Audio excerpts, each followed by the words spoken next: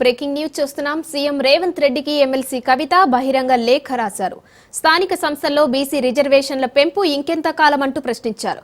మీ వైఖరితో బీసీలకు తీరని అన్యాయం జరుగుతుందని, రిజర్వేషన్ల పెంపును విస్మరిస్తే ఊరుకోమన్నారు ఆమె.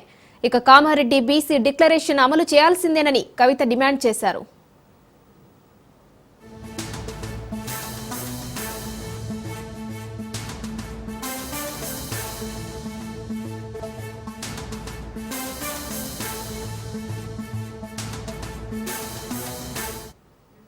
సీఎం రేవంత్ రెడ్డికి ఎమ్మెల్సీ కవిత బహిరంగ లేఖ రాశారు. స్థానిక సంస్థల్లో బీసీ రిజర్వేషన్ల పెంపు ఇంకెంత కాలమంటూ ప్రశ్నించారు.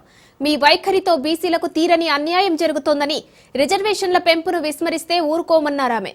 ఇక కామారెడ్డి బీసీ డిక్లరేషన్ అమలు చేయాల్సిందేనని కవిత డిమాండ్ చేశారు.